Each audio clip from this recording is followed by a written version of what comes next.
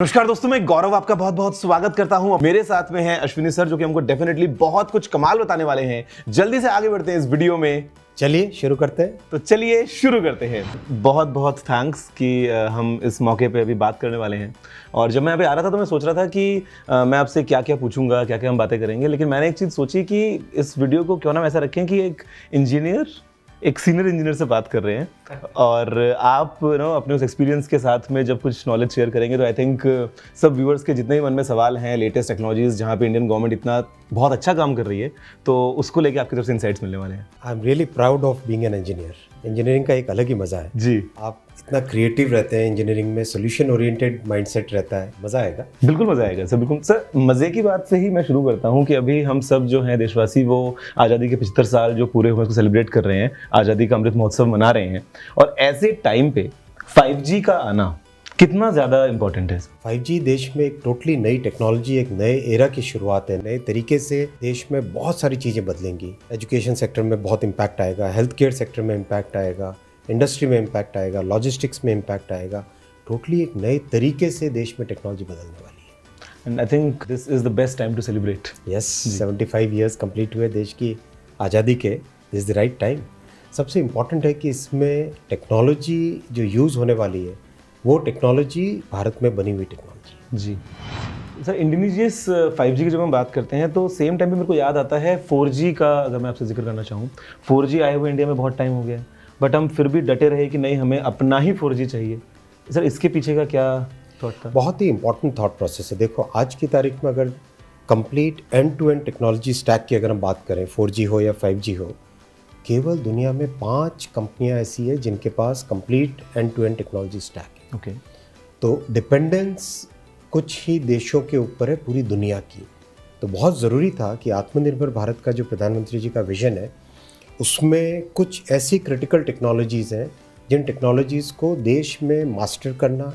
भाई अल्टीमेटली हमारे इंजीनियर्स ही तो दुनिया भर के लिए डेवलप कर रहे हैं जी। तो हमारे इंजीनियर्स पे जो कॉन्फिडेंस दिखाया पीएम साहब ने, उस कॉन्फिडेंस के कारण आज हम अपना भारत में बना आत्मनिर्भर भारत का complete 4G technology stack end to end बना चुके हैं, उसको टेस्ट कर चुके हैं और सारी दुनिया में आज एक्साइटमेंट है कि इंडिया से कब ये नया सोल्यूशन बाहर आएगा। सर, जहाँ पे हम बात करते हैं ऐसे ही हमारे देश को और एम्पावर करते हुए, तो टेक्नोलॉजी की दुनिया में सेमीकंडक्टर जो है वो एक बहुत ज़्यादा इंपॉर्टेंट, है कहूँ तो सबसे ज़्यादा इंपॉर्टेंट रोल प्ले करता है। और हमने देखा है कि अगेन दुनिया में कुछ कंट्रीज़ हैं जहाँ पे डिपेंडेंसी है इस चीज़ को लेके। आज जब हम बात करते हैं इंडिया में सेमीकंडक्टर डेवलपमेंट की, चाहे हम बात करें बड़ी बड़ी कंपनीज़ को इंडिया में ला के अपनी मैन्युफैक्चरिंग शुरुआत करने की, या फिर हम कैसे हमारे देश को और एम्पावर करें, इसको लेकर सर आपने काफ़ी काम किया है। तो अब इसको कैसे देखते हैं? इसमें देखो, आज से अगर 10 साल पहले हम जाएं जी, तो इलेक्ट्रॉनिक्स मैन्युफैक्चरिंग इंडिया में प्रैक्टिकली बहुत ही कम थी। जी। आज इलेक्ट्रॉनिक्स मैन्युफैक्चरिंग ऑलमोस्ट $80 बिलियन पहुंच चुकी है। यानी उसका जो सबसे बेसिक रॉ मटेरियल है सेमीकंडक्टर चिप्स। अगर आप देखें, ये आपका वेफर है, राइट? जी। ये रॉ वेफर है, इसके अंदर सेमीकंडक्टर, इसके अंदर चिप सारी बर्नआउट की हुई है। इससे निकलता है चिप। जी। ये आपकी चिप हो गई। अब इस चिप को अगर आप सर्किट में लगाते हो, ये आपका सर्किट बनता है। तो ये कंप्लीट पूरी की पूरी साइकिल है। अब इस साइकिल को इंडिया में कैसे लाना, बहुत ही कॉम्प्रिहेंसिव तरीके से एक सेमीकंडक्टर पॉलिसी बनाई जिसमें दुनिया के बेस्ट से बेस्ट लोग जुड़े। आपको ध्यान होगा विनोद धाम, पेंटियम के father of Pentium chip, right? वो भी गाइड कर रहे हैं इस प्रोग्राम को। Some of the best professors, some of the best industry leaders, they are all guiding us in this semiconductor programme. और बहुत ही खुशी की बात है, अच्छी सक्सेस रेट है और जल्दी देश का जो कई वर्षों का जो ड्रीम है, ये ड्रीम पूरा होगा। क्योंकि I think semiconductor is the thing जो कि किसी भी इलेक्ट्रॉनिक डिवाइस का एकदम हार्ट ही होगा। करेक्ट। तो अगर हम वो ही हमारे देश में बना पाए तो उससे बेहतर क्या होगा? चाहे मोबाइल फ़ोन हो, चाहे ट्रेन्स हो, चाहे जो सामने कैमरा लगा हुआ ये कैमरा हो, चाहे आपके हाथ में जो वॉच है वो, अब तो हर चीज़ में सेमीकंडक्टर लगता है। सर, आपने बात की इंडिया में इलेक्ट्रॉनिक्स मैन्युफैक्चरिंग की, इससे मुझे याद आता है मेक इन इंडिया इनिशिएटिव।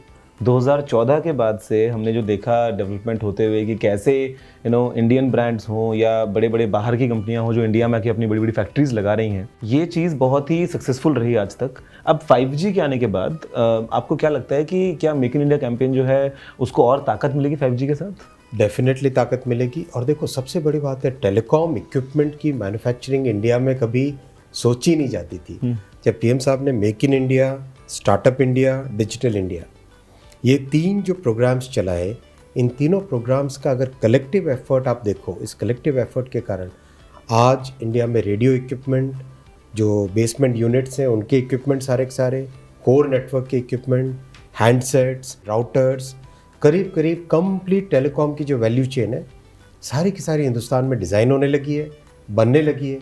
और अभी जब 5G लॉन्च हुआ था तो one of the industry leaders said कि मुझे नहीं लगता था कि मेरी लाइफ टाइम में कभी टेलीकॉम मैन्युफैक्चरिंग होगी, लेकिन एक्चुअली हो गई है। सर मैं आप ही से फिर पूछता हूँ कि आपने 1991 में अपना बैचलर्स कंप्लीट किया था and you yourself were a gold medallist.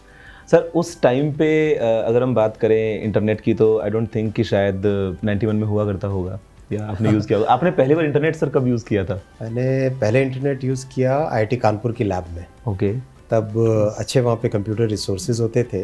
Which year, sir? 92, I 93? Think 92 92 में use किया।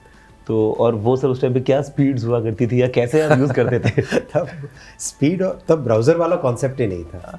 तब हम लोग बिल्कुल कमांड्स दे के एक कंप्यूटर से दूसरे कंप्यूटर में कैसे जाना होता है, ठीक दैट है। Was the key thing. Okay. और प्रोग्रामिंग करने में बड़ा मज़ा आता था। I used to be a very good coder, बहुत अच्छी प्रोग्रामिंग करते थे, बड़ा मज़ा आता था। कौन सी लैंग्वेजेस करते थे वो? हम लोगों के टाइम में C++ आई थी, बहुत ही नई थी। तब मैंने C++ यूज़ करके पूरा डेटाबेस मैनेजमेंट सिस्टम बनाया था। DBMS जो ऑरेकल है, जी, उस तरह का कंप्लीट पूरा DBMS बनाया था, because multimedia was not part of the database management system. Sound को इंटीग्रेट करना था, तो उसके लिए पूरा DBMS ही बना दिया। आई स्टिल रिमेंबर C++ का #include iostream.h #include conio.h जो हमने करते थे। बहुत मज़ा आता था। आपने मतलब आज के टाइम में आई थिंक अगर मैं बात करूं इंटरनेट की, जैसे आपने बताया उस टाइम पे कि ब्राउजिंग कंसेप्ट नहीं था, उस टाइम पे internet was I mean this connectivity was useful for other things. Sir आज हम आई थिंक ऐसी एज में पहुंच गए हैं जहाँ पे हमारा जो बिल्कुल अटेंशन स्पैन है वो काफ़ी कम हो गया है और हम ये कह सकते हैं कि slow internet is bad than no internet. तो 5G जब हम एक्सपीरियंस करते हैं, इतना तेज़ी से जब हम इंटरनेट को आज एक्सपीरियंस कर पाएंगे, आपको क्या लगता है सर एक कंट्री के डेवलपमेंट के लिए अगर हम बात करें, सिर्फ मोबाइल में एक तेज़ हमारा वीडियो प्ले हो जाए, ये तो एक आम यूज़र के लिए हो गया है, but industry point of view से कि 5G कहाँ कहाँ एक्चुअल इम्पैक्ट डाल पाएगा? अगर आप ग्लोबल 5G का इकोनॉमिक इम्पैक्ट देखो ग्लोबली, जी, सबसे बड़ा इम्पैक्ट है हेल्थ केयर में। बहुत सारे सेंसर्स हैं जो कि आपके साथ अगर जुड़े हो, जैसे एम्बुलेंस है, कनेक्टेड एम्बुलेंस। जी, अगर आपने भी IMC में देखा होगा, कनेक्टेड एम्बुलेंस का पूरा उसमें डेमो था, यूज़ केस था। जी, क्लियरली पेशेंट का जो गोल्डन आवर है, गोल्डन आवर के अंदर जितने भी पैरामीटर्स हैं, वो सारे के सारे पैरामीटर्स अगर रियल टाइम में हॉस्पिटल में पीछे पहुंच सके, हॉस्पिटल अपने डायग्नोस्टिक्स दे के क्लियरली बता सके कि ये करना है, अभी ये करना है, एग्जैक्टली ये करना है, कितनी जानें बचेंगी, पहला। दूसरा, एकदम रिमोट एरियाज़ में जहाँ पे अच्छे डॉक्टर्स नहीं जा पाते, वहाँ पे भी रहने वाले लोगों को अच्छी फैसिलिटी मिल सके, तो वो तभी पॉसिबल है जब बहुत अच्छी कनेक्टिविटी हो। जी, इसीलिए PM साहब ने बहुत ही फोकस करके देश भर में हर कोने कोने में नेटवर्क पहुँचे, ब्रॉडबैंड सर्विसेज पहुँचे। उसके लिए टावर्स के लिए close to 26,000 crore rupees sanction किए, फाइबर ले जाने के लिए close to 1,30,000 crore rupees sanction किए। तेज़ी से काम उसमें हम लोग कर रहे हैं। अभी सुबह ही आज मैंने रिव्यू किया था, बहुत ही अच्छी प्रोग्रेस है। सब जगह सर्वे हो गया, सब जगह बहुत सारी जगह लैंड मिल गई, अब टावर के टेंडर्स निकलेंगे। तो बहुत ही तेज़ी से उन सब पे काम करना, बिकॉज अल्टीमेटली देखो, डिजिटल हैव्स और डिजिटल हैव नॉट्स, उसके बीच में डिवीजन नहीं होना चाहिए। This is the time when we can fill this gap. If you don't fill this gap now, then the gap is going to become very big. जी, So digital divide has to be filled up today on an emergency basis, on a full speed and full commitment basis. Sir 5G का एक और use case scenario जो मुझे समझ में आता है कि एजुकेशन के ऊपर काफ़ी ज़्यादा पॉजिटिव इम्पैक्ट रहेगा। रूरल एरियाज़ में भी जो कनेक्टिविटी है वो बढ़ने के बाद में हम ये नहीं कह सकते कि अगर कोई स्टूडेंट एक मेट्रो सिटी में है कंपेयर टू कोई स्टूडेंट अगर किसी गांव के एरिया में रहता है तो वो कहीं पीछे रह पाएगा। Correct sir at the same time लेकिन एक चीज़ मैं सोचता हूँ कि कहीं शायद ये एक डिस्ट्रैक्शन भी हो सकता है। तो क्या हम प्लान कर सकते हैं मतलब ऐसा कुछ कि फ्यूचर में गवर्नमेंट जो है कुछ ऐसी पॉलिसीज़ लेके आए जहाँ पे एक अवेयरनेस फैलाई जाए कि स्टूडेंट्स को लेके कैसे वो एक सही ट्रैक पे आई थिंक इंटरनेट को यूज़ करें। पूरी सोसाइटी को इसमें काम करना पड़ेगा। इसमें गवर्नमेंट के अलावा सोसाइटी में पेरेंट्स हैं, फ्रेंड्स हैं, टीचर्स हैं, सबको मिलकर इस इकोसिस्टम को डेवलप करना पड़ेगा। It has to be an inclusive development, it has to be a consultative process. सबसे इम्पॉर्टेंट क्या होगा, देखो आज क्या होता है, आज हमारे पास एजुकेशन का कोई मान लो एक एप्लीकेशन है, राइट, या ऐप है या कुछ भी हो, एक कॉन्सेप्ट है, उस कॉन्सेप्ट के अराउंड हम डिजिटल कैपेबिलिटीज लेके आते हैं जी। 5G आने के बाद में क्या होगा, core will become the connectivity, कि हमारे पास कनेक्टिविटी, डिजिटल कनेक्टिविटी की एक कोर है, अब उसके अराउंड हम एजुकेशन के कॉन्सेप्ट्स बिल्ड करें। That will be a fundamental change, that will be a structural change, that will be a change जिस चेंज से आप complete education, health care, industry, logistics, इन सब में एक फंडामेंटल चेंज है। सर एक और चीज़ जो अगेन दिमाग में आती है वो है कि टेक्नोलॉजी बढ़ेगी, काफ़ी लोग यूज़ करेंगे, सबको डिजिटली एम्पावरमेंट फील होता है, but at the same time internet safety बहुत ज़रूरी हो जाती है। हमने पास्ट में देखा है कि काफ़ी बार जो है वो गवर्नमेंट की तरफ से एक्शन लिया जाता है, लोगों की डेटा और उसी की प्राइवेसी को ध्यान में रखते हुए काफ़ी जो है वो कदम उठाए जाते हैं। अभी with the like availability of 5G and और ज़्यादा लोग इंटरनेट के थ्रू अभी ऑनलाइन आ रहे हैं, जो पहली बार ऑनलाइन आ रहे हैं, तो उनको अवेयर करने के लिए या फिर इस इंटरनेट के इंफ्रास्ट्रक्चर को और मजबूत करने के लिए आपकी तरफ से सर क्या कुछ हम एक्सपेक्ट कर सकते हैं अगेन? बहुत ही कॉम्प्रिहेंसिव पूरा डिजिटल लीगल फ्रेमवर्क बन रहा है। देखो डिजिटल इंडिया की अगर हम एंट्री पॉइंट देखें, एंट्री पॉइंट है आज मोबाइल फोन जी।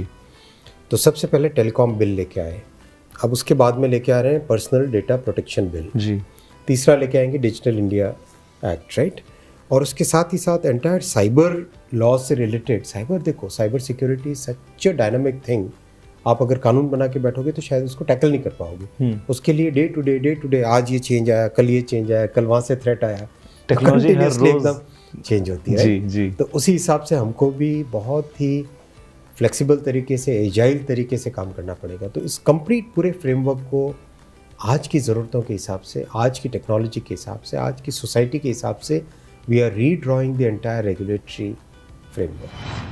सर इससे मैं बार बार एक्चुअली मेरा ध्यान इधर जा रहा है, आपने इसके बारे में तो बात कर लिया है।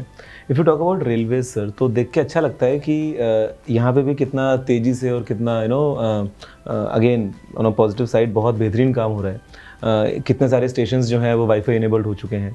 क्या सर हम फ्यूचर में ट्रेन्स में वाईफाई एक्सपेक्ट कर सकते हैं with the help of 5G? Absolutely, बहुत ही अच्छा आपने पॉइंट पूछा जी। अभी जितने भी इंडियन रेलवे 69,000 किलोमीटर्स की जो नेटवर्क है जी, कंप्लीट नेटवर्क के साथ बहुत अच्छा ब्रॉडबैंड फाइबर कनेक्टेड है ऑलरेडी जी। उसको यूज़ करके कैसे हम 5G का उपयोग कर रहे हैं और देश भर में रेलवे में ट्रैवल करने वाले पैसेंजर्स को अच्छी सर्विसेज हो।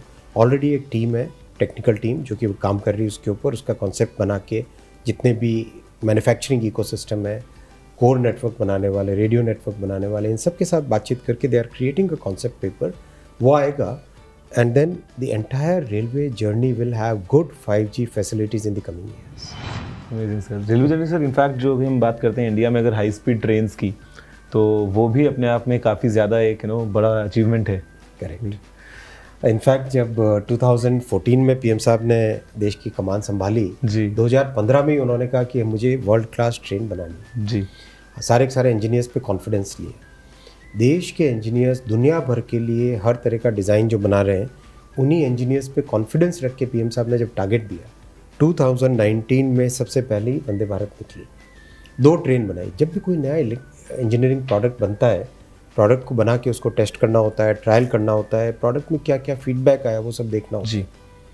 19 में जो 2 ट्रेन बनाई वो अब तक 18 लाख किलोमीटर्स चल चुकी है without any major issues. 18 lakh kilometres का अगर आप 2πr पेरीमीटर का फार्मूला अगर देखो, कितने चक्कर लगेंगे? दुनिया के 45 चक्कर लग चुके हैं, पूरी दुनिया के 45 चक्कर लग चुके हैं। It's that and without any major accidents, touch wood, it's a great engineering feat. उसके बाद में उसका नेक्स्ट वर्जन अभी निकाला, पिछले 30 सितंबर को पीएम साहब ने गांधीनगर से लॉन्च किया। नाउ दिस वर्जन 0 to 100 की speed it achieves in 52 seconds. 52 seconds is a amazing acceleration. अगर आप देखो दूसरी जितनी कंपेरेबल ट्रेन्स हैं, बुलेट ट्रेन है जैसे, 0 to 100 it takes 55 seconds. So it's a very good feat accomplished by our engineers, our technicians, our electricians, our welders, सब लोगों ने इतनी मेहनत से बनाई। ये मुझे याद दिलाता है जो दुनिया की फास्ट सुपर कार्स है, उनका शायद 0 to 100 जो है वो कुछ 3, 4, 5 सेकंड का होता है। और एक तरफ हम बात कर रहे हैं एक बहुत लंबी ट्रेन, 16 कोचेज है, इतनी लंबी ट्रेन है। सर इसी से दिमाग में आता है कि न सिर्फ हाई स्पीड, यहाँ पे अगर हम सेफ्टी पॉइंट ऑफ से भी देखें तो जो कवच टेक्नोलॉजी का जो है हमने डेमो भी देखा है कि वो कैसे बैकबोन पूरी जो है वो टेक के उसको इस्तेमाल करते हुए और कैसे हम सेफ्टी को एनहांस करते हैं। बहुत ही इनोवेटिव टेक्नोलॉजी यूज़ की है कवच में। अगेन दिस एंटायर कवच system is design in India and manufactured in India. ये जो ट्रेन है, ट्रेन के चारों तरफ एक सेफ्टी का एनवेलप बनाती है, राइट। अब मान लो सेम ट्रैक है, सेम ट्रैक पे दो ट्रेन आ रही है जी, एग्जैक्टली एट 380 मीटर्स, वो दोनों अपने आप में ब्रेक लग जाएगा। कवच will apply the breaks on its own in both the trains और एकदम सेफ। अगर एक के पीछे एक चल रही है, मान लो जी, दोनों के बीच में सेफ डिस्टेंस नहीं रही, जी, 380 मीटर्स की डिस्टेंस आ गई जी, उससे पहले पहले इसको पीछे वाली ट्रेन को स्लो कर देगा। स्लो करके एग्जैक्टली 380 मीटर्स अगर गैप आ गया तो उसको ब्रेक लगा लेगा। It's a great technology. Already budget में अनाउंस होने के बाद में 3000 किलोमीटर्स के टेंडर्स हम लोगों ने कर लिए हैं और टारगेट रहेगा कि एक साल में एक्सपीरियंस आएगा किस तरह से क्या दिक्कतें आ रही है वगैरह वगैरह, और अगले साल से फिर हर साल 2000, 3000, 4000 किलोमीटर का इसका कवच का कवरेज करेंगे। तो ये वही हो गया जैसे आजकल स्मार्ट कार्स हैं तो we have smart trains then जो अपने आप रुकेंगी या अपने आप जो है एक दूसरे से दूरी बनाए रखेंगी। बहुत फ़ायदा होता है। जब इसका टेस्टिंग चल रहा था, मैं उसमें बीइंग एन इंजीनियर लगता है कि खुद टेस्ट करना चाहिए, तो उसमें बैठे हमारे जनरल मैनेजर साहब कह रहे थे कि नहीं सब आप मत बैठो, हम लोग टेस्ट कर देंगे। बैठे हम उसमें, एक तरफ से एक गाड़ी में मैं बैठा था जी, दूसरी में चेयरमैन साहब बैठे थे जी। Believe you me, it was quite an experience, quite an amazing experience. जैसे ही पास में आई दोनों ट्रेन्स, एग्जैक्टली कवच ने अपने आप ब्रेक लगाया। अनबिलीवेबल। एक बार आपको जाके देखना चाहिए। बिल्कुल सर, बिल्कुल सर। आपने इंजीनियरिंग है वो अपनी जर्नी जब शुरू करी from MBM to IIT and then again MBA आपने वॉर्टन से किया, तो कहीं ना कहीं मतलब वी ऑल से कि we all are a student, we learn on a daily basis, हम कुछ नया सीखते हैं। एंड कंसिडरिंग इंजीनियर्स, हम कहीं ना कहीं ऐसा सर कोई एक प्रोजेक्ट होता है जिसको लेके हल्के से as a hobbyist we try to do something. आपके लिए सर ऐसा कुछ है कि मतलब आप पर्सनल फ्री टाइम में कुछ अपना जहाँ पे आपका इंटरेस्ट हो टेक में? अब तो प्रोग्रामिंग नहीं कर पाते जी, लेकिन पैशन है कि कुछ न कुछ नई चीज़ देखते रहने का। अभी स्टोरेज टेक्नोलॉजीज़ में बहुत फोकस रहता है, काफ़ी उसके बारे में स्टडी करता रहता हूँ। और दूसरा इलेक्ट्रिक व्हीकल्स में खूब इंटरेस्ट है जी। बल्कि उसमें तो ये तो जर्नी, पॉलिटिकल जर्नी स्टार्ट हो गई, उससे पहले तो काफ़ी अच्छा डेवलपमेंट। जी जी जी। सर इसी से ही मैं बात करता हूँ, जैसे हम देखते हैं आज दुनिया कनेक्टेड है आपस में और बहुत ज़्यादा ऐसा होता है जहाँ पे हम एक दूसरे देश से कई बार सीखते हैं, कुछ नया जो है वो कोशिश करते हैं इम्प्लीमेंट करने की। आज अगर मैं आपसे पूछता हूँ कि दुनिया भर में आप ऐसी कौन सी टेक्नोलॉजीज़ हैं जो कहीं बाहर अगर हम देखें या कहीं अगर ऑलरेडी एग्जिस्ट करती हैं, जिनको आप चाहेंगे फ्यूचर में कि इंडिया में आप इम्प्लीमेंट कर पाएँ और इंडियंस को उससे फ़ायदा हो? अपने को इस तरह से सोचना चाहिए, we should make a list of about 100 technologies, ऐसी टेक्नोलॉजीज़ जो कि देश के लिए स्ट्रैटेजिक इंपॉर्टेंस की है जी। एक हमारे बिल्कुल आम परिवार में जो चाहिए उन सब के नीड्स के हिसाब से हो। तीसरी हमारी यंग जनरेशन है, उनकी नीड्स के हिसाब से हो। इस तरह का एक कॉम्बिनेशन 100 टेक्नोलॉजीज़ का करना चाहिए और उनके ऊपर फोकस करके, चाहे पार्टनरशिप्स के थ्रू, चाहे सेल्फ डेवलपमेंट के थ्रू, किसी तरीके से, चाहे कोलैबोरेशन के थ्रू, उन सब टेक्नोलॉजीज़ पे मास्टर करना चाहिए। यही ध्यान में रखते हुए जो सेमीकंडक्टर का हो गया, 5G टेलीकॉम स्टैक का हो गया, रेलवे टेक्नोलॉजी का हो गया, ये सब स्ट्रैटेजिक और एक आम परिवार के यूज़ की चीज़ें जी। तो और 5G तो आने वाली जनरेशन्स के पॉइंट ऑफ व्यू से, ये सब सोच के एक बुके ऑफ टेक्नोलॉजी। सर आपसे एक पर्सनल लेवल पे मैं एक सवाल काफ़ी क्यूरियस हूँ जानने के लिए कि 5G जब मैंने सर अभी रिसेंटली काफ़ी बार स्पीड टेस्ट किए हैं अक्रॉस ब्रांड्स, जो ट्रायल्स हमने देखे IMC में जब अनाउंस भी किया गया, तो बहुत तेज़ स्पीड मिलती है हमें, कुछ 1 Gbps की स्पीड हमारे मोबाइल फ़ोन में आ जाएगी। Sir on a personal side, आप वो स्पीड को, आपको कहाँ लगता है कि अपनी लाइफ में उसको यूज़ करेंगे? ऐसे इंस्टेंसेस जहाँ पे कई बार इंटरनेट स्लो था या ढंग से नहीं चल रहा था, अब जब 5G आ गया है तो मेरा बहुत फोकस रहता है प्रोजेक्ट के एग्जीक्यूशन में। ओके। तो बहुत ध्यान रखूंगा, हाई स्पीड ट्रेन का, बुलेट ट्रेन का काम चल रहा है, हाँ। कितने पिलर बन गए, हर ध्यान होना चाहिए, हर चीज़ के वीडियोस होने चाहिए, तो हमारे लोग भी फील्ड में चौकन्ने रहेंगे। सर इसी के साथ अगर मैं बात करता हूँ आपसे आगे बढ़ते हुए, तो टेक में ही से कंसेप्ट हम बात करते हैं AI की। हर जगह चीज़ें स्मार्ट हो रही हैं, AI आ रही है। आपका पर्सनल टेक क्या है सर ऑन AI की? डू यू थिंक कि हम जो है वो हमारे बेनिफिट के लिए यूज़ कर पाएंगे, या जो हम कंसेप्ट सुनते हैं सिंगुलैरिटी का, जहाँ पे एआई जो है वो ह्यूमन से भी आगे निकल जाए, और मुझे लगता है कि ह्यूमन ब्रेन को जी शायद कोई कभी मैच नहीं कर पाएगा। ह्यूमन ब्रेन की जो कैपेबिलिटीज़ है वो अमेजिंग कैपेबिलिटीज़ है। कंप्यूटर्स आएंगे, क्वांटम कंप्यूटर्स आएंगे, एआई आएगा, ये सब चीज़ें आएंगी। सोसाइटी में एक बैलेंस हमेशा टेक्नोलॉजी के आने से एक बार डिसरप्ट होता है, और उसके बाद में बहुत जल्दी टेक्नोलॉजी को एब्जॉर्ब करने के बाद में सोसाइटी में एक बैलेंस आ जाता है।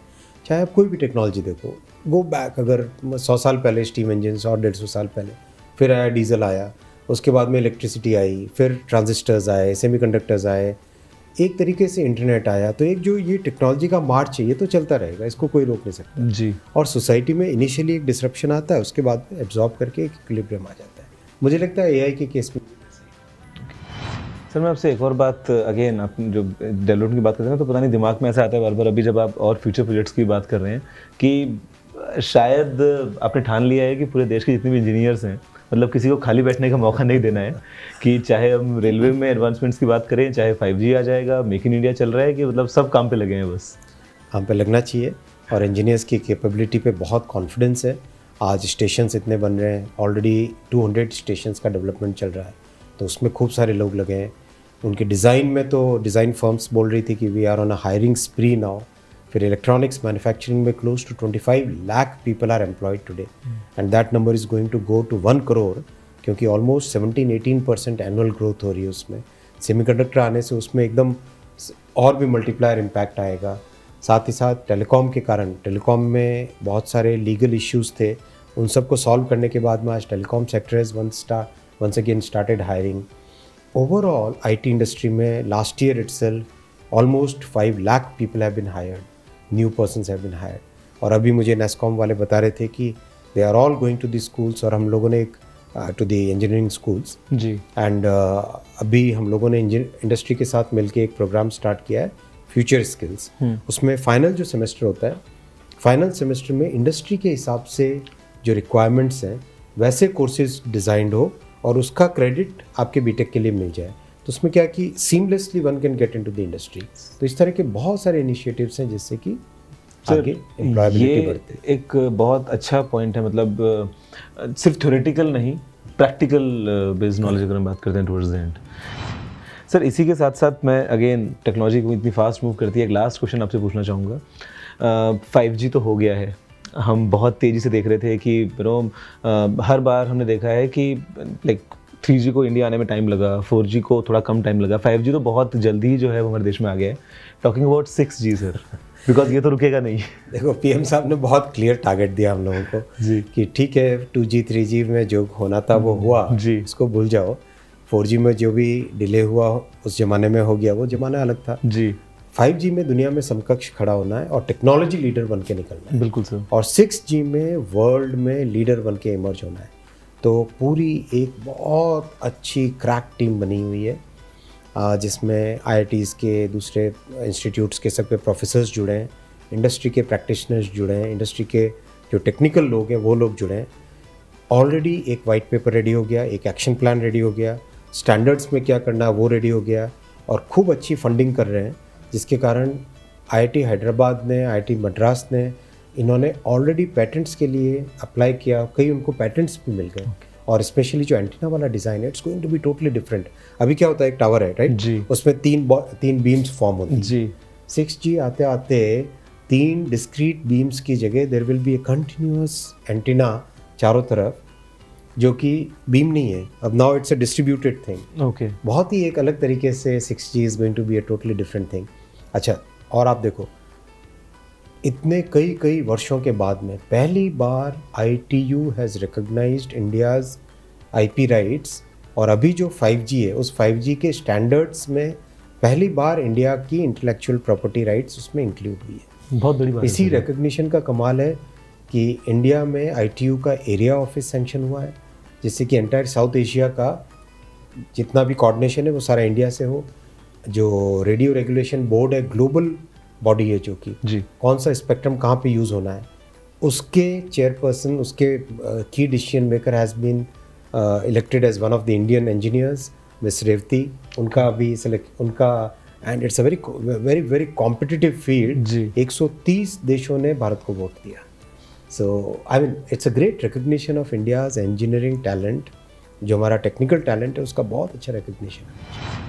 मुझे बहुत अच्छा लगता है सुनकर। गाइज आई थिंक आप सब अब तैयारी कर लो कि आपने 5G को यूज़ करना है, लेकिन 6G का वेट भी करना है, क्योंकि जैसे आपने बताया सर कि बहुत जल्दी जो है वो शायद हम देखेंगे आगे फ्यूचर में इंडिया को वर्ल्ड लीडर के फॉर्म में इमर्ज होते हुए 6G के फील्ड में। सर बहुत अच्छा लगा आपसे बात करके, एंड आई एम श्योर कि जो भी चीज़ें थी, बिकॉज ये तो इनफैक्ट ना सर देख के ऐसा लगता है कि मतलब we are still in college.